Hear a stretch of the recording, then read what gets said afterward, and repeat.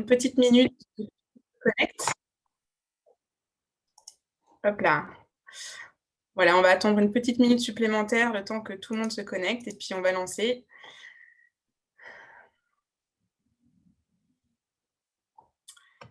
Alors, hop, ça monte, ça monte. OK. Et Charles Ransard, on lui a communiqué qu'il pourrait, nous, rejoindre du coup sur le téléphone. OK. Bah, je vous propose, de démarrer. C'est bon pour vous? OK, super. Eh bah, écoutez, bonjour à tous et bienvenue, à ce webinaire. Donc, ce webinaire porte sur un sujet, d'actualité, un sujet brûlant, qui est celui de la thérapie génique. On est très heureux de vous recevoir aujourd'hui. Il est organisé donc par, Real Life Science, donc la division santé du groupe S3 et également par la société de biotechnologie PTC Therapeutics. Alors, nous allons, donc, aborder ce sujet qui est la thérapie génique. Qu'est-ce que la thérapie génique et quelles en sont les différentes méthodes? C'est ce que nous verrons ensemble dans une première partie. Dans un deuxième temps, nous aborderons les principaux enjeux, de cette thérapie innovante, que ce soit des enjeux de production, de coût ou d'accès. Nous avons voulu, rendre ce webinaire vraiment, ouvert à tous et compréhensible par tout le monde. Donc même si vous n'êtes pas expert du secteur, rassurez-vous, nos intervenants essaieront de rester le plus simple possible et vous pouvez tout au long de cet événement participer et poser vos questions. Donc pour cela, vous avez un petit encart, Q&A, en bas de vos écrans et vous pouvez donc nous poser vos questions tout au long et nous y répondrons en dernière partie du webinaire. Par avance, si la connexion coupe un peu, désolée, je vois qu'il y a un gros orage à l'instant, donc normalement tout devrait, bien se dérouler, mais voilà, on espère qu'on restera tous connectés. Hem, alors, petite présentation pour ma part, donc je suis Joy Cresso et je travaille chez Real Life Science depuis 10 ans, dans le recrutement et le consulting, auprès des sociétés biopharmaceutiques et je suis donc très heureuse de vous recevoir. Et avant de démarrer, je vous propose un petit tour de table de nos intervenants du jour. Donc, je vous propose de démarrer par Claudia Ravelli. Bonjour Madame Ravelli. Bonjour à tous, je suis Claudia Ravelli, je suis neuropédiatre. Je travaille dans un hôpital à Paris, l'hôpital Trousseau, et également dans un centre de recherche clinique qui est situé également à l'hôpital Trousseau, dans l'Est parisien. Merci beaucoup. Philippe Moyen, je vous laisse la parole. Très bien, merci beaucoup. Enchanté d'être là. Est-ce que vous m'entendez bien? Oui, super. Parfait, super. Donc, je suis le directeur de cabinet du responsable monde de la fabrication technologie. Donc, évidemment, une fonction qui s'occupe de la bioproduction d'un point de vue thérapie cellulaire chez PTC et également le responsable global de la gestion de projet CMC, c'est-à-dire chimie, manufacturing et control. Donc, c'est vraiment le cœur du réacteur d'un point de vue bioproduction et thérapie génique. Merci beaucoup. Notre troisième intervenant, alors c'est donc Charles Ransard qui est en train de se connecter et qui se joindra à nous pendant la réunion. Ce sont les aléas du direct. Et enfin également, on a avec nous Pierre-Olivier Boyer. Je vous laisse prendre la parole. Merci Joy. Donc bonjour à tous, Pierre-Olivier Boyer, moi je dirige la filiale France de PTC Therapeutics, donc je suis sur le côté opérationnel de cette filiale et aujourd'hui je n'interviendrai pas, mon seul rôle sera d'être le timekeeper pour faire en sorte qu'on tienne cette heure de débat et de communication ensemble. Merci beaucoup. Donc n'hésitez pas à intervenir si ça déborde. Et du coup, pour démarrer ce webinaire, je propose de partager avec vous une question sondage, donc une question à laquelle vous pourrez tous répondre en même temps. La question va s'afficher sur votre écran dans quelques secondes. Voilà. Alors, selon vous, les premiers résultats positifs d'une thérapie génique en France sont arrivés en 92, réponse A, en 2000, réponse B, ou en 2005, réponse C. Donc, on vous laisse quelques secondes pour y répondre. Et normalement, voilà, ça devrait se terminer. Si tout le monde a répondu. Donc, je précise que nos intervenants ne peuvent pas voter. Voilà, c'est bon. On va voir les résultats. Alors, vous êtes 52% à penser que c'est dans les années 2000.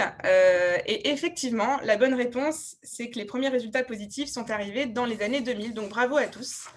Et Jérôme nous partage du coup en commentaire le lien de l'information.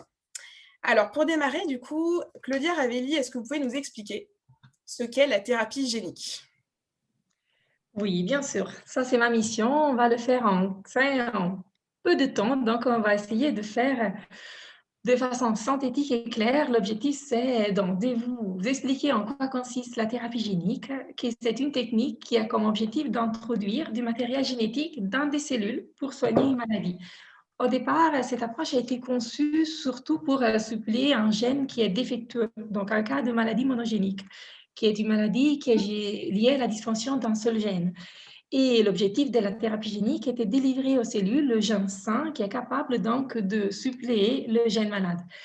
Ça, c'est le concept initial. Après, au cours des 2 dernières décennies, il y a une évolution rapide des connaissances. C'est également des technologies qui ont permis de multiplier l'approche et les différentes stratégies qui font partie aujourd'hui des outils de ce qui est la thérapie génique. Donc, il y a, on va dire, 5 approches différentes qui sont les approches principales qu'on peut utiliser. La première est un peu la classique dont j'ai parlé, qui est celle qui consiste à suppléer un gène malade. Cette première approche donc, est faite en important la copie d'un gène fonctionnel dans une cellule cible pour qu'on aboutisse à la production de la protéine qui fait défaut et qui amène à la maladie. Une chose très importante dans cette première technique, on ne va pas modifier le gène malade parce que le nouveau gène, celui qui est sain, va s'ajouter au patrimoine génétique des cellules et il va compenser la fonction qui est déficiente. Cette approche de thérapie génique peut se faire de 2 façons différentes, en vivo et ex vivo. En vivo traduit quand on injecte directement la thérapie génique qui est amenée par un vecteur, qui est un vecteur viral inactivé à l'intérieur de l'organisme. On peut le faire par voie veineuse, donc par voie systémique, ou aller cibler un organe cible qui peut être le cerveau, l'œil, le foie ou le sang. Un exemple qui est un peu tiré de ma pratique clinique concernant cette première technique en vivo est celui de la myotrophie spinale infantile. Pour vous traduire un peu en concret de quoi il peut s'agir, cette pathologie est une pathologie rare, neuromusculaire et extrêmement sévère qui, dans sa forme précoce, amène à un décès de la première année de vie des enfants qui ont une paralysie progressive des différents muscles. Et il y a aujourd'hui disponible donc une thérapie génique en vivo qui amène un vecteur, à travers un vecteur viral inactivé, le gène sain qui va s'ajouter au patrimoine génétique et qui peut produire la protéine qui dysfonctionne.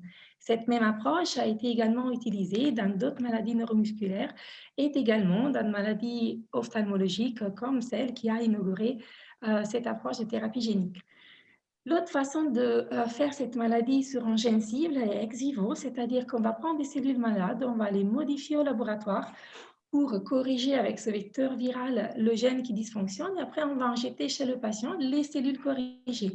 C'est une approche qui est un peu plus sécure parce qu'elle utilise moins de vecteurs viraux et maîtrise mieux les étapes de la correction génétique et ça s'applique par exemple dans des maladies sanguines. Une deuxième approche qui est aussi intéressante et fait partie un peu de ma pratique clinique, n'a pas comme cible le gène malade, mais a plutôt comme cible l'ARN messager. Qu'est-ce que c'est l'ARN messager? C'est l'étape intermédiaire qui permet de traduire le gène en protéines. Donc, on ne va pas corriger le gène qui fait défaut, mais on va plutôt corriger ce messager. En corrigeant le messager, on arrive quand même à produire une protéine qui soit fonctionnelle, complète ou partielle. La chose intéressante de cette deuxième approche de thérapie génique, c'est que ces molécules, qui sont des petites oligonucléotides, sont administrées sans vecteur viral. Leur développement est plus similaire à celui d'un médicament classique et cela a un enjeu au niveau des effets secondaires. Et pour cette technique aussi, on a aujourd'hui déjà des exemples en pratique courante parce qu'on a toujours dans cette même amyotrophie spinale de laquelle je vous ai parlé, 2 possibles médicaments de ce type, un qui est pris par la bouche, un autre qui se administre par des injections intrathécales, mais qui permettent dans ce modificateur, sont des modificateurs de l'expression génique qui donne un effet remarquable sur l'évolution de la maladie. Il y a encore près de 3 autres approches qu'on n'aura pas le temps de détailler, mais qui sont très intéressantes et aussi les plus innovantes. Une troisième approche qui consiste à éliminer ou réparer un gène altéré directement dans la cellule. Et c'est là, c'est avec des techniques qu'on appelle d'édition génomique. Donc, on ne va pas amener de l'extérieur un gène corrigé, mais on va plutôt travailler directement avec de l'ingénierie génétique à l'intérieur de la cellule. Et cela est utilisé dans beaucoup de maladies neurologiques, pour ceux que je connais le plus. Après, il y a une quatrième approche qui est celle de produire des cellules qui sont elles-mêmes confectionnées à travers la thérapie génique et qui sont utilisées avec des contextes plus complexes, des pathologies complexes qui ne sont pas en lien avec un seul gène à réparer, à remplacer. Et l'exemple classique est celui des applications dans les maladies tumorales. Et une dernière approche qui a aussi été développée beaucoup dans le champ de la cancérologie est celle d'utiliser des virus génétiquement modifiés pour tuer des cellules cancéreuses, comme si on confectionnait des petites armes bactériologiques sur mesure pour aller cibler les cellules malades. Voilà, ça c'est une petite panoramique brève et j'espère claire des techniques disponibles aujourd'hui de thérapie génique.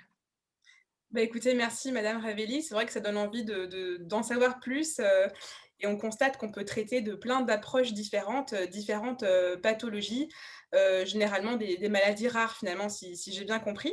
Et justement, ce qui m'emmène à notre deuxième question sondage, pour vous tous. Alors justement, elle va s'afficher, sur votre écran et vous pouvez, y répondre. Donc vous avez quelques secondes, voilà. Selon vous, en France, les maladies rares concernent combien de personnes? Moins d'1 million, donc la réponse A, entre 1 et 3 millions de personnes pour la réponse B, ou alors plus de 3 millions de personnes, réponse C. On vous laisse quelques secondes pour y répondre et découvrir les résultats avec vous juste après.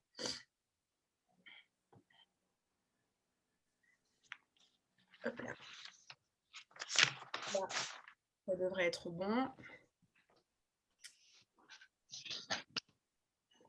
Et les résultats vont s'afficher. Alors, vous êtes 45% à penser que c'est entre 1 et 3 millions de personnes et 41% plus de 3 millions. Et donc, la bonne réponse, c'est plus de 3 millions de personnes. Effectivement. Donc, en fait, plus de monde qu'on ne le croit.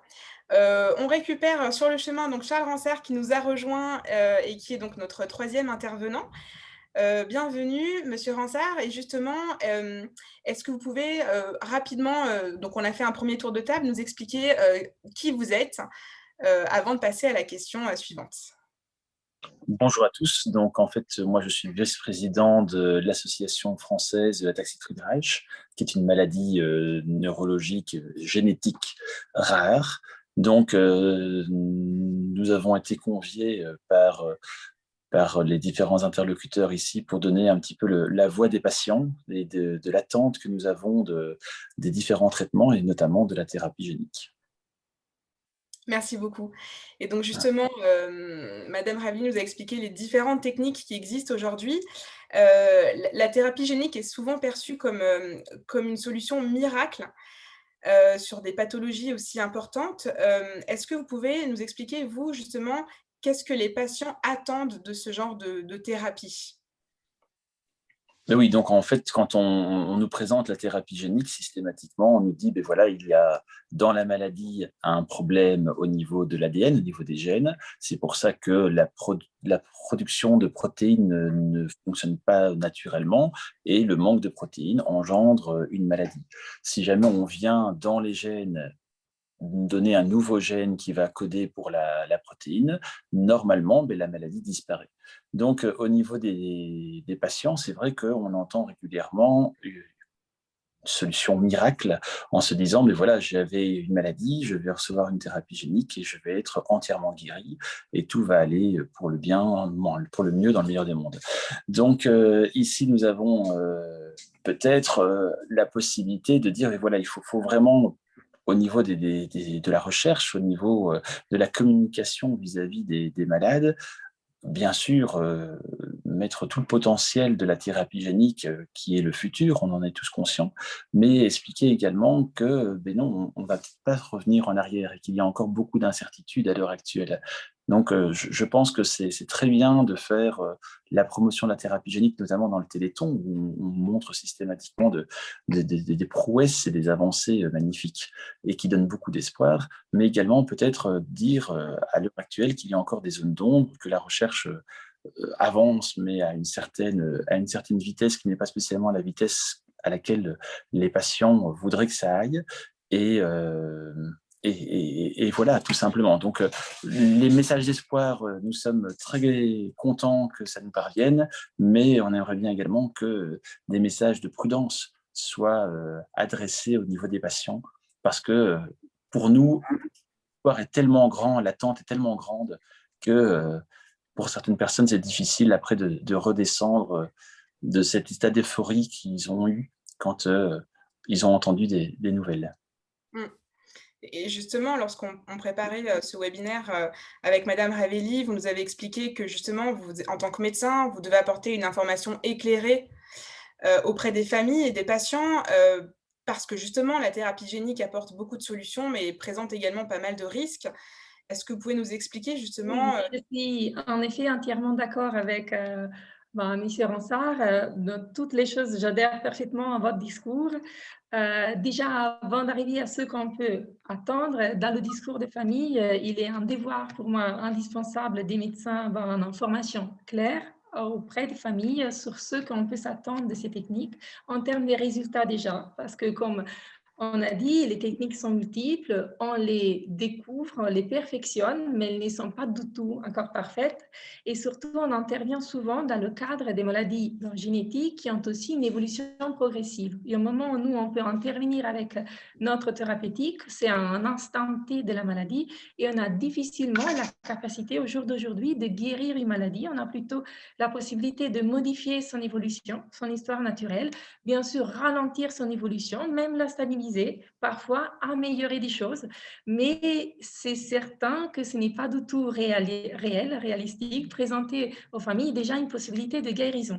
Même si on va travailler directement à la source de la maladie sur le gène qui est malade, des différents niveaux qu'on a dit, on n'est pas encore capable aujourd'hui de guérir une maladie génétique complètement. Ça, c'est la première information importante. Et la deuxième, c'est aussi sur la portée que la thérapie génique a avec elle par rapport aux effets secondaires. C'est vrai qu'on les connaît de plus en plus au fur et à mesure que ces nouvelles techniques de thérapie se développent, mais c'est vrai que l'enjeu est grand et il y a des thérapies qui mettent en jeu le pronostic vital des patients. Donc, c'est des techniques qui ont un grand potentiel, mais aussi des risques qui peuvent être importants. Et que ce soit dans la pratique clinique pour les thérapies qui sont déjà disponibles en ATU ou avec l'AMM, ou bien celles qui sont en cours d'étude, une partie essentielle, pour moi, un devoir essentiel du médecin est informer que toute cette autre partie, comme tout médicament, il y a des effets adverses, et le plus l'instrument est puissant, le plus les effets adverses peuvent l'être. mmh. Et ce qui est intéressant justement, c'est que, ces risques-là, ils sont aussi liés au fait que parfois on apporte un médicament, en ce qu'on appelle accès précoce, aux patients et que ce sont des médicaments, ou une thérapie qui n'a pas forcément été, testée, approuvée par des essais cliniques classiques comme on peut souvent le voir, dans l'industrie. Et c'est une question justement que j'ai envie de donc vous poser monsieur, Moyen justement. Qu'est-ce que déjà pour les gens qui ne savent pas ce que c'est, qu'est-ce que l'accès précoce dans les grandes lignes et surtout qu'est-ce que vous pensez aujourd'hui de l'accès précoce de cette thérapie? Merci de me donner la parole. Alors, pour un petit peu remettre les choses en perspective, le développement pharmaceutique classique passe à travers des études non cliniques chez l'animal, puis une phase 1 chez le volontaire sain, une phase 2 et une phase 3 avant même d'être commercialisé. Donc, on comprend que au cours du chemin, souvent, les médicaments, bon, il y a une attrition du nombre de molécules potentielles qui peuvent arriver sur le marché. En thérapie génique, comme le docteur Ravelli l'a très clairement expliqué, vous allez remplacer un gène malade par un gène sain à travers diverses techniques comme magnifiquement présentées. Donc, ça veut dire qu'on ne peut pas passer par la phase 1. On passe directement et on traite directement des malades. Ce qui veut dire qu'il faut que notre baseline, notre base de référence avant même de traiter ces patients-là, d'un point de vue non clinique, soit très, très robuste. Et ça, c'est ce que les autorités vont regarder. On fait ça chez des primates, par exemple, pour s'assurer qu'avant même d'aller chez le patient, tout se passe bien, il n'y a pas d'effet toxicologique, et en particulier pas d'effet toxicologique à long terme. On remplace un gène une bonne fois pour toutes, c'est une seule injection, c'est ça le pari, une seule injection, et ensuite, il n'y a plus de possibilité de réinjecter le virus. Donc, l'accès précoce, ça permet à des patients justement de ne pas attendre et de faire le pari finalement, grâce aux médecins qui leur expliquent les risques, mais aussi les bénéfices de cette technique, la possibilité d'avoir accès à ce traitement avant même la commercialisation. Et comme je pense que beaucoup de gens le savent, les processus réglementaires sont extrêmement longs avant de pouvoir mettre à disposition un médicament, en particulier un médicament innovant, sur le marché européen et français en particulier. Il faut combien de temps à peu près pour avoir une idée? Un développement classique, c'est à peu près 12 ans. Okay, et juste la phase d'enregistrement, vous pouvez compter à peu près 1 an d'enregistrement plus 1 an de processus national pour pouvoir enregistrer le médicament au niveau local, au niveau en France. Après, évidemment, ça dépend des pays, ça dépend des structures réglementaires, mais pour la France en particulier, quand vous avez généré toutes les données cliniques et techniques, que vous déposez ce dossier au niveau des autorités, vous passez à travers un certain nombre de questions. Votre dossier est revu par les membres de la Commission européenne et ensuite est approuvé par le CHMP et ensuite, vous savez, on passe au niveau national. Donc ça, c'est vraiment 2 ans avant même de pouvoir mettre à disposition. Donc, on ne peut pas attendre 2 ans. Je veux dire, il y a une vraie volonté, et comme le disait M. Ransard, il y a une volonté des familles de pouvoir être traitées. Donc, généralement, ce qui se passe, c'est qu'avant même de pouvoir mettre un médicament sur le marché, vous avez généré des études cliniques, vous avez généré des data cliniques, qui sont des data cliniques qui rassurent à la fois la communauté médicale, mais aussi la communauté de patients. Et sur base de ça, on prend la décision de traiter en early access ou pas. Voilà. D'accord. OK. Et monsieur Ransard, vous m'expliquiez justement aussi que vous aviez, fait des constatations que, certains facteurs aussi extérieurs peuvent influencer l'état en fait du patient, en plus justement de cette thérapie? Oui, c'est-à-dire que dans n'importe quelle maladie, et surtout dans une maladie dégénérative, on a constaté maintenant depuis plusieurs années qu'une prise en charge musculaire, donc kiné, orthophoniste, donc une prise en charge pluridisciplinaire pouvait permettre quand même à ce que la personne se maintienne dans un état le plus optimal possible. Donc, entre une personne qui fait des exercices et qui se prend en charge ou une personne qui ne fait rien, on voit au fur et à mesure du temps vraiment une divergence entre le suivi de l'évolution de la maladie chez l'un ou chez l'autre. Donc, comme le disaient tout à l'heure les différents intervenants, quand on va donner la thérapie génique, on va arrêter, on va ralentir la maladie à partir d'un moment T. Donc, il est vraiment très, très intéressant et très, très important pour les patients qui veulent prétendre à cette thérapie d'être au mieux de leur forme au moment de cette thérapie, de façon à ce que la maladie soit arrêtée à ce niveau-là. D'accord. OK. Et du coup, là aujourd'hui, monsieur Moyen en parlait de justement d'ATU, d'accès précoce. Quels sont les obstacles qui peuvent ralentir justement l'accès d'un médicament, pour des patients qui en ont vraiment besoin? C'est essentiellement les autorités réglementaires. Après, comme probablement un certain nombre de personnes ici présentes le savent, PTC, je vais juste parler de PTC, mais PTC a réussi à traiter 2 patients en ATU, justement. Et donc, nous, notre problématique, c'est une combinaison de thérapie génique associée à une chirurgie pour aller injecter dans le putamen, c'est-à-dire une zone profonde du cerveau, le vecteur de thérapie génique. Donc là, on se parle d'une combinaison d'une chirurgie plus un vecteur de thérapie génique. Donc évidemment, vous avez différentes marches plus ou moins importantes à franchir avant que tous les acteurs qui prennent la décision et qui permettent justement le traitement de ces patients en ATU puissent bénéficier du produit. Pour ce qui est de notre cas, alors on était en plein Covid, okay, on a subi de plein fouet, mais bon, le monde s'est arrêté, on va dire, vraiment 2-3 mois, mais on a réussi à traiter des patients, je dirais, après 12 à 14 mois d'efforts intenses et traiter un premier patient en décembre 2020 et un deuxième patient en février 2021. Donc ça génère de l'espoir, ça génère je veux dire, c'est des maladies dégénératives, donc le plus tôt, comme le disait M. Ransard, le plus tôt vous allez le traiter, c'est logique, hein, le plus tôt on traite une maladie dégénérative, le plus tôt on stoppe la maladie et après, on essaye de vivre avec le reste de muscles qu'on a ou le reste d'autres choses que l'on a.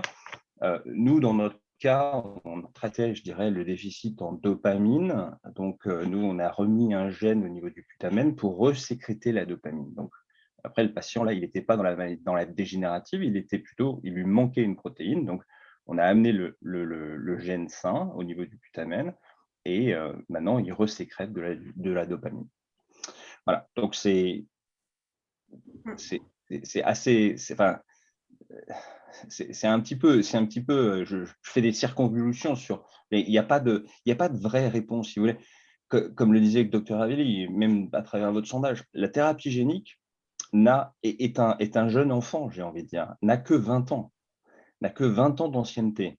Donc, c'est une thérapeutique où finalement, on construit l'avion en même temps qu'on est en train de le piloter. Donc, c'est pour ça aussi que les autorités prennent des précautions. Les autorités ne peuvent pas aller injecter des gènes, même si on a tout un travail technologique derrière qui peut justifier de la sécurité et de l'efficacité. Mais les autorités ont aussi un devoir de protéger les patients et de ne pas faire n'importe quoi avec des apprentis sorciers qui voudraient faire des accès précoces. Maintenant, les accès précoces, juste pour finir sur ça, les ATU, autorisation temporaire d'utilisation, ces ATU sont souvent, enfin même tout le temps, à l'origine par des médecins. Ce n'est pas les laboratoires. Nous, en tant que laboratoire, on met à disposition le traitement, on accompagne, mais ce sont les médecins qui déposent et qui prennent la responsabilité d'une part, identifier le patient et s'assurer que ce patient peut bénéficier ou que le rapport risque-bénéfice est plus important d'un point de vue bénéfice que risque, bien sûr, pour pouvoir bénéficier de cet early access et de ne pas attendre ce long processus d'approbation réglementaire. Oui, si je peux me permettre d'ajouter, en effet, sur le plan médical, justement, l'accès à ces thérapies innovantes qui bénéficient de cet accès précoce avec la modalité d'ATU sont toujours proposées par des commissions. C'est un médecin qui porte la demande. Après, une discussion pluridisciplinaire est faite au niveau des filières de santé, que ce soit dans le domaine des maladies neuromusculaires. C'est une RCP nationale avec les experts des maladies neuromusculaires. Pour ce qui concerne, par exemple, cet autre exemple que vous avez porté du déficit en dopamine, c'est une RCP nationale plutôt de la filière de neurogénétique et maladies métaboliques, en lien avec la pathologie du mouvement. Et donc, c'est après une équipe médicale, justement, qui pèse les bénéfices attendus, les risques potentiels du processus par rapport à l'état des connaissances de ce moment-là. Et après, bien sûr, en écoutant premièrement également le souhait et l'avis de la famille, et c'est avec tout cet ensemble d'intervenants qu'on arrive après à la demande ATU qui est finalisée. C'est vrai que pour moi, cet accès précoce représente une vraie ressource, une vraie plus pour les familles françaises, c'est certain, parce qu'il n'y a pas ce même dispositif dans tous les pays européens pour rester proche des chez nous.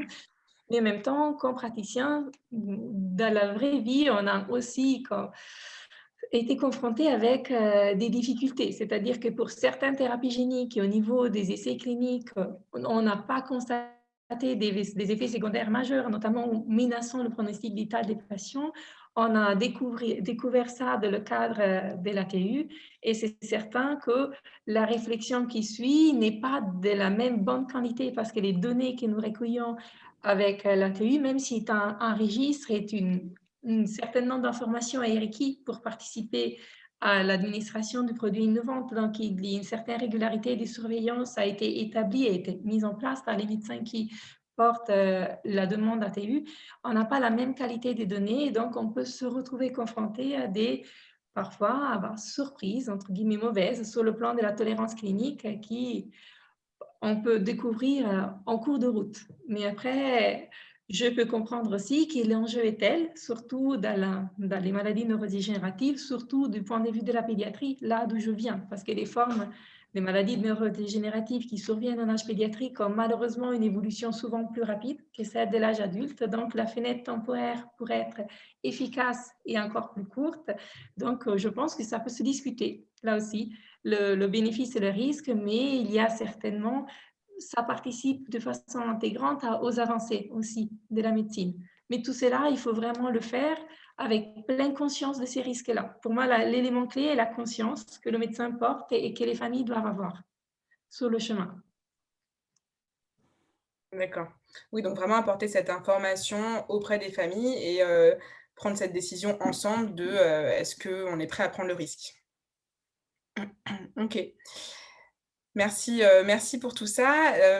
Du coup, ce qui va être intéressant, c'est aussi de parler un peu plus, technique et comprendre qu'est-ce qu'on veut dire par thérapie génique et donc on vous propose une 3e question sondage pour participer avec nous. Cette question va s'afficher encore une fois devant vos yeux. Et selon vous, du coup, les vecteurs dans la thérapie génique sont principalement, alors des virus, des molécules naturelles ou synthétiques ou alors des enzymes? Ça, normalement, si vous avez été attentif, vous devriez savoir y répondre. On vous laisse quelques secondes. Et normalement, les votes devraient être clos très vite.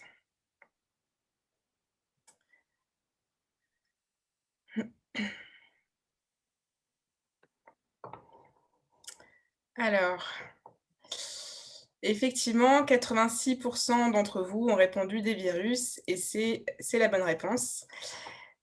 Du coup, c'est qui nous emmène à l'un des enjeux aussi de la thérapie génique qui sont les enjeux donc de la production. Donc monsieur Moyen, de quoi parle-t-on quand on parle de bioproduction et en quoi est-ce différent de la production d'un médicament plus classique? Vaste sujet. La bioproduction, ça veut dire, c'est de la production de produits de thérapie innovante, des virus, thérapie génétique. Alors, thérapie génétique, en fait, j'ai envie de dire, avant même de commencer, la nature est formidable. On utilise la capacité infectieuse d'un virus inerte pour justement aller injecter un gène sain dans l'ADN de la cellule. Alors, nous, ce qu'on fait en tant qu'industriel, c'est que ce gène, on ne va pas le larguer directement dans une cellule, on va lui intégrer une clé d'entrée et puis on va lui intégrer une clé de sortie. Comme ça, ce gène va aller s'intégrer au bon endroit et va découper la partie malade et donc ensuite, cette partie malade va être digérée, enfin, mis de côté. Pour pouvoir faire ça, on utilise des organismes unicellulaires qui s'appellent des plasmides, qui permettent de fabriquer la capside, c'est-à-dire l'enveloppe du virus, mais aussi d'intégrer ces petites portions d'ADN. Et on fabrique tout ça dans des grands bioréacteurs, on fabrique tout ça dans des entités qui prennent beaucoup de temps parce que finalement, comme j'ai utilisé le mot cellule, organisme monocellulaire comme des plasmides, c'est le temps de croissance de l'organisme en tant que tel. C'est-à-dire qu'on met des graines, entre guillemets, on attend que ça pousse, et une fois que ça a poussé, on récolte, on purifie, et ensuite on analyse tout ça pour vérifier que c'est un produit de thérapie génique qui a le bon titre et qui a évidemment toutes les caractéristiques de sécurité qu'on attend quand on fait de la bioproduction. Quand on fait de la production de médicaments classiques, le paracétamol par exemple, je crois que tout le monde le sait, on prend des poudres, on met ça dans des compresseurs, on fait des comprimés et ensuite ces comprimés, on les met dans un blister qu'on met dans une boîte. Bon. Nous, c'est pas si simple que ça, parce que c'est pas des poudres, c'est des produits liquides avec des produits naturels. Mais aussi, on a besoin d'avoir des conservations, je dirais, une fois que tout ça est produit, qu'on a réussi à fabriquer un certain nombre de flacons de thérapie génique, on est obligé de mettre tout ça à moins 65, moins 80. Je crois que tout le monde a entendu parler des fameuses contraintes des vaccins Covid avec Pfizer et les autres parties prenantes. C'est la même problématique pour nous. On stocke tout ça à moins 80 jusqu'à ce qu'on puisse délivrer ces produits aux patients. Donc la bioproduction, c'est ça. La bioproduction, vraiment, juste pour donner un certain nombre de chiffres pour que les gens comprennent un petit peu ce qu'il en est en capacité de production. Si vous prenez les gros acteurs, c'est la Chine et la Corée du Sud. Ils sont à peu près à 1 million de litres de bioproduction. L'Europe, c'est 4 fois moins d'un point de vue bioproduction. Un autre chiffre clé qui, je crois, va nous amener à la prochaine partie de ce débat, c'est quand on regarde les 9 produits de thérapie génique qui sont aujourd'hui approuvés sur le marché, combien, à votre avis, sont-elles fabriquées en France? Eh bien, une seule. La France est 4e dans le rang des pays qui sont capables de fabriquer des produits de thérapie génique au sens large. On est derrière l'Allemagne, on est derrière la Belgique et on est passé derrière l'Italie. Et donc, on peut se poser la question de savoir pourquoi est-ce qu'on est devenu 4e alors que je pense qu'on a un pays dont les infrastructures, dont la formation, on a tous les éléments pour justement être capable d'être un acteur majeur sur le marché de la bioproduction. Mais la bioproduction, pour revenir à la question initiale, c'est le temps de croissance, le temps de purification et le temps d'analyse qui est très, très long. Voilà. Le temps d'analyse est souvent à peu près équivalent au temps de production. C'est pour vous donner un ordre d'idée.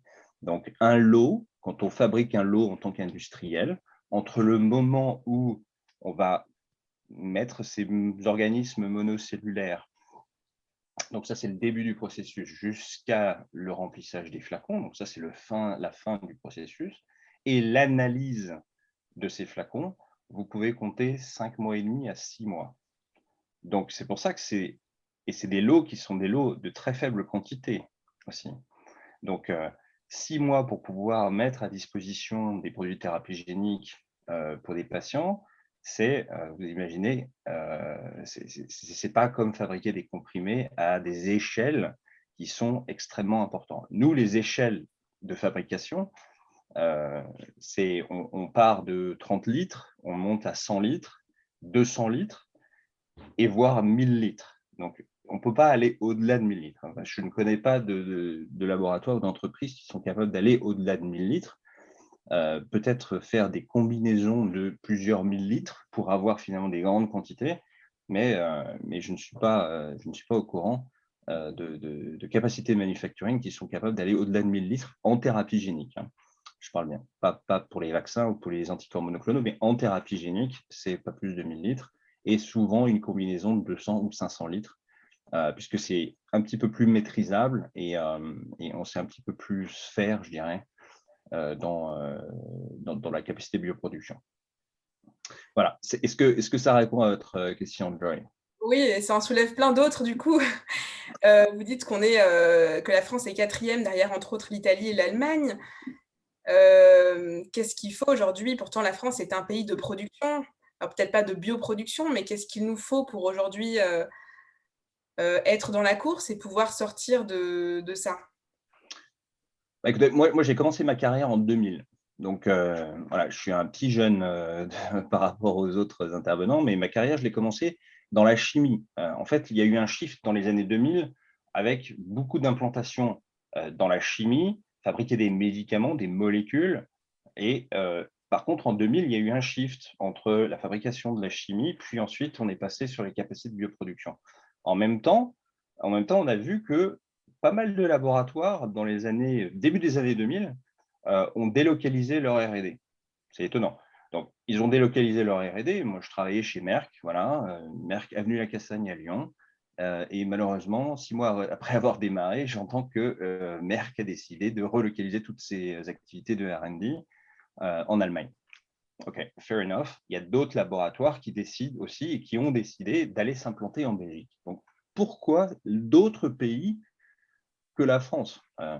Alors qu'on a tout, hein. Je veux dire, en France, on a la formation, on a l'infrastructure, on a un network, un réseau d'entrepreneurs, d'ETI qui sont capables justement d'intervenir sur tous les maillons de la chaîne. Mais là, l'usine qui va être capable de fabriquer le produit de thérapie cellulaire, de thérapie génique à des volumes et des capacités importantes, bah, finalement, il y en a très peu sur le marché français. Il y en a très peu alors que tout le monde. Donc, il y a en ce moment je dirais, des entrepreneurs, des think tanks qui ont pris ce challenge à bras-le-corps. J'étais la semaine dernière dans le congrès de bioproduction France et où vraiment les gens se sont donné les moyens et se sont fixés des objectifs très ambitieux d'essayer de repasser en tête des producteurs européens en bioproduction d'ici 2030 pour justement reprendre cette place de leader. Et tout ça, ça s'accompagne par des volontés politiques. Et évidemment, les politiques sont conscients qu'il faut remettre et réindustrialiser la France. On l'a entendu, il faut retrouver cette souveraineté, je dirais. Le Covid, dans le malheur de cette pandémie, je crois, nous a tous fait comprendre et prendre conscience que si on perd cette indépendance de fabrication des produits de thérapie génique, mais aussi de fabrication des matières premières et des produits de diagnostic, bah, on est vraiment ensuite dans une situation de dépendance par rapport à d'autres pays. Et c'est ce qu'on a vécu avec l'exemple du masque, ça c'est anecdotique, mais c'est ce qu'on voit avec d'autres médicaments qui sont justement pas à disposition des patients et pas à disposition des associations de patients. Ça, c'est aussi quelque chose qu'on a vu apparaître en France, où les laboratoires décident de ne pas investir et de ne pas mettre à disposition ces produits. Donc, reprenons je dirais, ce flambeau, et j'étais vraiment très heureux d'entendre tout ça et de mettre tous les catalyseurs en place, parce que, encore une fois, comme dans une réaction chimique, j'ai envie de dire, si vous avez tous les ingrédients, mais il vous manque les catalyseurs, rien ne se passera. Donc, on a tous les ingrédients, on a une formidable capacité de formation, enfin, on forme les meilleurs ingénieurs, y compris les meilleurs ingénieurs et techniciens. Il ne faut pas oublier les techniciens pratiquement d'Europe, pour voir la qualité du travail des Français et la qualité du travail des Américains, par exemple, puisque je suis français, mais je travaille pour les États-Unis et très souvent aux États-Unis, c'est le jour et la nuit. C'est le jour et la nuit. On a vraiment un atout. On a un atout dans le savoir, on a un atout dans l'entrepreneuriat également. Hein, ça, c'est important. Mais il faut qu'ensuite, il y ait une vraie volonté politique. Il faut qu'il y ait tous ces acteurs se mettent en place et que ça, on accélère, je dirais, on accélère la catalyse pour que tous ces éléments puissent prendre forme et pourquoi pas atteindre l'objectif très ambitieux d'être leader européen en 2030. Et vous dites qu'on a le savoir en France, qu'on a les compétences, mais que voilà, on est quand même dans une situation où le tissu industriel est assez modeste. Si aujourd'hui on veut redresser la production et la bioproduction en France, et voilà, moi je suis quelqu'un qui veut rejoindre ce secteur et qui veut peut-être me former là-dedans, quelles sont pour vous les compétences dont vous pourriez avoir besoin ou dont la France pourrait avoir besoin dans les prochaines années pour se donner les moyens justement? Il y a deux compétences majeures qui sont recherchées d'un point de vue industriel. Le premier, ce sont des ingénieurs et des techniciens de bioproduction en tant que tels, c'est-à-dire des gens qui sont capables de fabriquer, faire tout le processus que j'ai essayé d'expliquer, qui est un processus très, très complexe, dont j'ai vraiment vulgarisé au maximum, mais ces gens-là sont absolument essentiels et critiques. Vous avez évidemment la recherche en amont, mais la recherche en amont, grâce à l'INSERM, grâce à tous les instituts de recherche, on a ça à disposition. C'est grâce aux chercheurs, et les chercheurs français sont absolument incroyables. Ils développent, ils découvrent des techniques pour justement être capable de remplacer des bouts de gènes sains et des gènes malades. Ça, c'est absolument essentiel. Donc, si on a ça en amont, il faut ensuite être capable de poursuivre la mécanistique pour avoir cette bioproduction à échelle pilote, puis ensuite monter un petit peu plus à échelle industrielle, et enfin libérer ces produits. Et la libération des produits, c'est des analystes, c'est-à-dire des gens qui font des analyses très complexes sur ces produits de thérapie génique, et des pharmaciens, des gens de l'assurance qualité, qui sont ensuite capables de libérer formellement ce genre de produit. Donc c'est vraiment toute une chaîne, c'est toute une chaîne de valeur où tout le monde a son rôle à jouer et qui évidemment est très très générateur d'emplois. Si vous regardez la Belgique, il y a énormément d'emplois inhérents à la bioproduction au sens large. Alors, ça, j'espère, et je l'appelle de mes voeux, que les politiques prennent conscience qu'il est important de mettre tout à disposition pour les entrepreneurs, mais aussi pour les entreprises en tant que telles, pour leur permettre de prendre un risque. Donc, il faut qu'ils aient de la visibilité, ces entrepreneurs, de prendre un risque, d'investir, de recruter, parce que, comme tout développement, vous avez un risque de failure, de rater. Enfin, vous pouvez, ça peut ne pas marcher. Voilà. Donc, cette prise de risque, qui est une volonté entrepreneuriale, faisons en sorte que les politiques vraiment accompagnent ces entrepreneurs et leur donnent de la visibilité, non seulement sur les aides, mais ensuite, une fois qu'ils sont établis, quid de l'après, je dirais. Il ne faut pas tout de suite ni taxer, ni limiter l'innovation. On a vu beaucoup d'entrepreneurs partir aux États-Unis, partir dans d'autres pays européens, parce qu'on leur donnait plus de moyens, et sans jeu de mots vis-à-vis de mon nom. C'est vraiment ça, c'est important. Je ne sais pas s'il y a des politiques qui nous écoutent, mais je crois qu'il y a une prise de conscience aujourd'hui, et ça, justement, on a avancé très, très vite grâce à la crise Covid. Merci beaucoup. Alors, je regarde un petit peu les questions qui nous sont posées. Il y en a pas mal. Je vais essayer de les regrouper. Alors, on me parle de coûts, gros sujet. Pourquoi les médicaments de thérapie génique sont-ils si chers, et est-ce que le coût de cette thérapie permet-il à tous d'en bénéficier?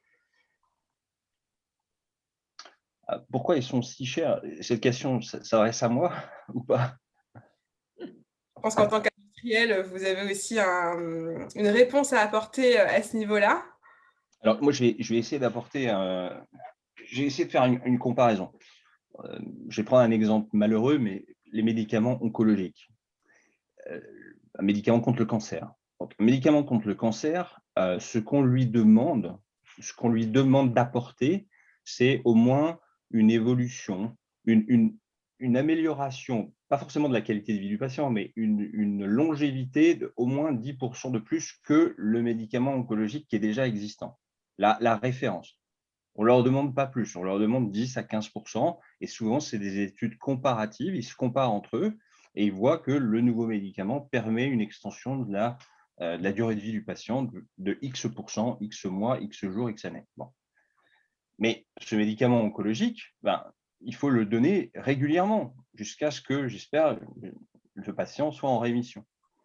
Un médicament oncologique, quand on parle d'un médicament oncologique, c'est 300 000 €.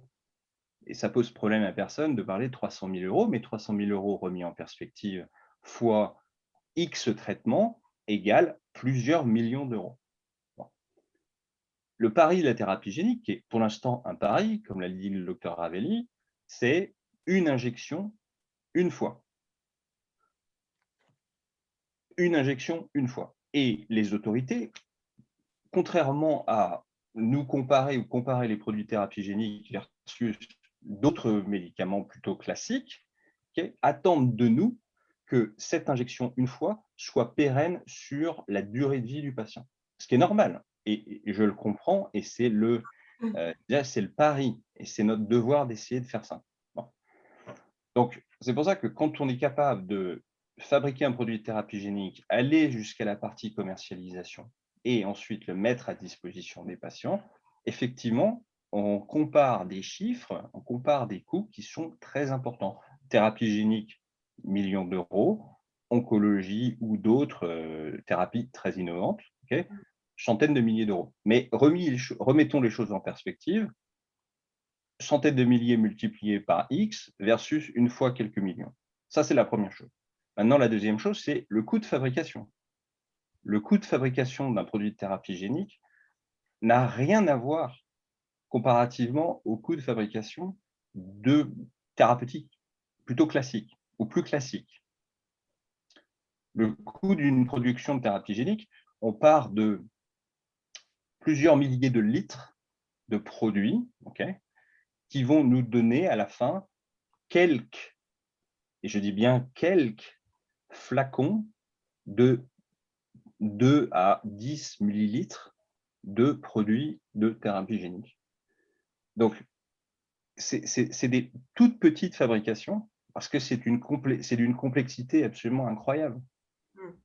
Donc, dans le coût de fabrication, évidemment, tous les industriels doivent essayer de retrouver un petit peu et de faire un petit peu de marge, mais le coût de fabrication est extrêmement élevé, le coût de libération est extrêmement élevé pour finalement mettre à disposition des produits. Maintenant, soyez tous rassurés, les autorités, vraiment, ce qui les intéresse, c'est quel est le rapport bénéfice, quel est le bénéfice de cette thérapie aux patients, et elles sont extrêmement vigilantes à ne pas rembourser des produits de thérapie génique si, je dirais, ce pari, cet engagement n'est pas respecté.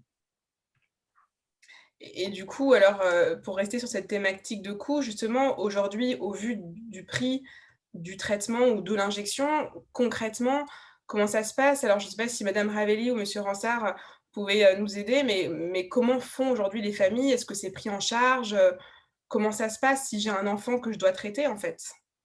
Au jour d'aujourd'hui, la dynamique est celle que j'ai expliquée tout à l'heure. Donc, il y a une famille qui est dans le cadre de bénéficier, donc l'enfant est dans le cadre, moi, en s'agissant d'enfants, de bénéficier de ces thérapies innovantes. En accord avec le médecin, une demande est déposée auprès de l'Agence nationale du médicament dans le cadre d'une demande d'ATU. Et parmi les questions qu'il y avait, c'est toujours nominative dans le cas de ces thérapies innovantes. Après, l'avis d'une commission pluridisciplinaire se prononce favorablement ou défavorablement en argumentant les raisons spécifiques. Et après, ce traitement est toujours pris en charge dans le cadre de l'ATU et il n'y a jamais aucun frais aux familles. Donc, mais l'enjeu, comme disait justement Philippe Moyenne, est aussi de respecter au mieux le cadre, parce que c'est la chose qui nous sécurise et c'est aussi la meilleure indication d'utiliser ces produits. Et surtout quand on a, par exemple, dans l'exemple que j'ai cité tout à l'heure de la myotrophie spinale, plusieurs thérapies innovantes à disposition, parce qu'on en a aujourd'hui 3. Une qui est sur le mécanisme de la thérapie génique classique, je vais apporter le gène réparé qui se met à produire la protéine correcte. On a aussi les modulateurs de l'épissage avec l'ARN messager. Donc, en fonction de la situation clinique de l'enfant, on va choisir pas par rapport au coût, mais par rapport aux bénéfices de l'enfant. Et pour le moment, on a l'accès au remboursement complet pour les 3 thérapeutiques. D'accord. Et alors, vous, madame Ravelli, vous êtes plutôt spécialisée sur les maladies neuropédiatriques, mais on a une question, je ne sais pas si vous savez y répondre. Quels autres types de maladies est-ce que la thérapie génique peut traiter? On va dire que les recherches se font dans beaucoup de directions différentes. Moi, j'ai surtout parlé des thérapies qui sont aujourd'hui déjà disponibles, qui sont déjà accessibles ou déjà par une autorisation sur le marché ou bien par ce cadre de l'ATU. Et on est dans 2 grands groupes. Ce groupe des maladies neuromusculaires et après, il y a cette pathologie qui est le déficit en dopamine, qui est plutôt une maladie de la coordination motrice et qui interfère avec le développement des enfants et qui est une maladie encore plus rare et exceptionnelle que les autres. Au jour d'aujourd'hui, on n'a pas d'autres maladies pour lesquelles le traitement est disponible. Dans d'autres pays aux États-Unis, il y en a dans d'autres maladies neuromusculaires comme la dystrophie des Duchenne, des modulateurs, toujours des ARN messagers. Il y a déjà une autorisation sur le marché pour un de ces produits aux États-Unis. Et il y a plusieurs types de thérapies à l'étude, que ce soit toujours de la dystrophie des Duchenne, dans d'autres maladies de myopathie plus rares. Et par exemple, des études se préparent dans les neuropathies, dans l'ataxie de Friedreich. Il y en a plusieurs dans la maladie d'Huntington. Il y a énormément de lignes de recherche différentes. Mais ils sont, dans la plupart, adressés toujours à des maladies monogéniques. En neuropédiatrie, c'est surtout ça. C'est des maladies rares pour lesquelles il y a une cause génétique, on dit neurogénétique, et c'est sur cette cause qu'on essaye d'agir. D'accord, merci pour votre éclairage. Pas mal de questions également autour de ce plan de relance français dont vous parliez justement, Philippe Moyen. Est-ce que justement, d'ici 2030, on a quand même des milestones qui permettraient de pouvoir réussir ce plan? Et on parle de relancer la production en France. Pourquoi ne pas s'associer directement aux Belges ou à d'autres pays européens pour créer une capacité de production européenne et pas forcément que française? Vaste question. Alors après, c'est la, comment dirais-je? On n'est pas dans un processus nationalisé. On reste quand même des acteurs industriels indépendants. Je lisais ce matin que Jensen, par exemple, Jensen a décidé de réintroduire ses activités de bioproduction, pas en France, mais en Belgique. Bon. Donc, ça reste la volonté du laboratoire de s'installer là où il pense qu'il a le plus de bénéfices et le plus de pérennité possible à s'installer. Donc, il y a une décision industrielle et puis l'industriel va regarder, je veux dire, tous les bénéfices qu'il peut tirer. Et c'est pour ça que voilà, des associations, mais pas que des associations, des groupes d'industriels comme Olivier Boguilliot, qui est le président de Sanofi France, ou le groupe AFB, qui est l'Agence française de bioproduction. Tous ces acteurs-là sont des acteurs qui, justement, veulent faire en sorte que la France redevienne attractive. Et donc, ils sont en discussion très intense et ils signent, je dirais, des mandats, des ordres de marche pour justement s'assurer que ce n'est pas simplement un souhait, ce n'est pas simplement un rêve que dans 2030, on sera les leaders de bioproduction, parce que tout ce que l'on a aujourd'hui à disposition, on l'avait il y a 15 ans de cela. Ce n'est pas nouveau. C'est-à-dire la capacité de recherche, on l'avait déjà, la formation excellente, on l'avait déjà. Donc, on a tout ça. Mais il faut ensuite ces catalyseurs, comme je le disais, et ces catalyseurs purement privés ne peuvent pas faire grand-chose si les politiques ne prennent pas conscience de ça. Je crois que le président Macron a récemment voulu rapatrier la production de certains médicaments en France. C'est une bonne volonté politique qui, j'espère, s'accompagnera d'autres actions pour aider les acteurs de la bioproduction, dont la valeur ajoutée, très honnêtement, est bien plus supérieure à la fabrication de molécules classiques type chimique. Voilà. Je ne sais pas si ça répond à votre question, mais en tout cas, c'est mon point de vue. C'est des acteurs privés, un cahier des charges, un ordre de marche dans les 10 prochaines années pour arriver à réussir les objectifs ambitieux qui sont les leurs et les nôtres. Ok. Écoutez, on va essayer je vois qu'il nous reste 1 minute, donc peut-être de prendre une question. Je vois qu'il y a une question qui nous a été posée sur le chat. Quel signe clinique espérez-vous corriger avec la thérapie générique dans l'ataxie de Friedreich, pardon. C'est pour vous, Madame Ravelli. C'est une maladie qui présente plusieurs choses.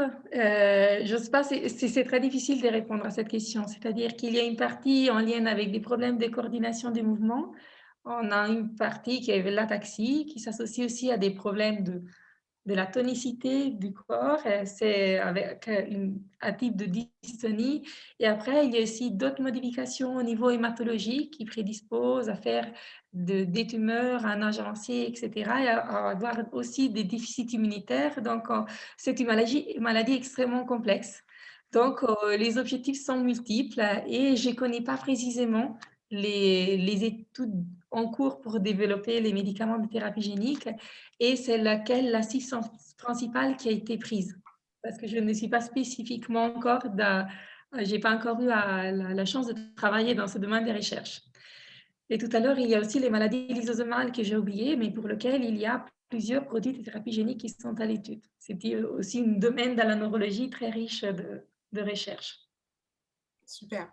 Bah, écoutez, merci en tout cas pour ces quelques éléments de réponse. Merci à vous 3. Je Oui. voudrais juste terminer.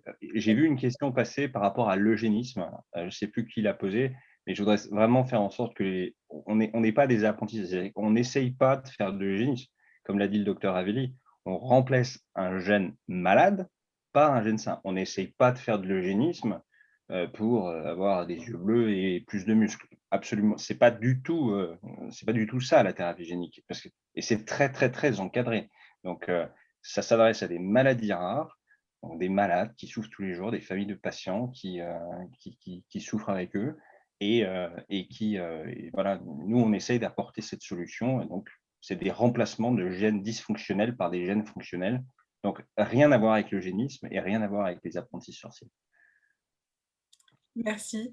Mais effectivement, ça peut soulever pas mal de questions au niveau de tout ce qui va être bioéthique, et le débat peut continuer effectivement longtemps. Donc, on va arrêter donc ce webinaire-là et on vous proposera certainement à la rentrée peut-être une deuxième partie pour rentrer un peu plus dans certains sujets qu'on n'aura pas eu le temps d'aborder aujourd'hui. Quoi qu'il en soit, merci Madame Ravelli, merci Monsieur Ransard, Monsieur Moyen de votre temps ce midi. Et merci à tous pour votre participation, pour vos questions.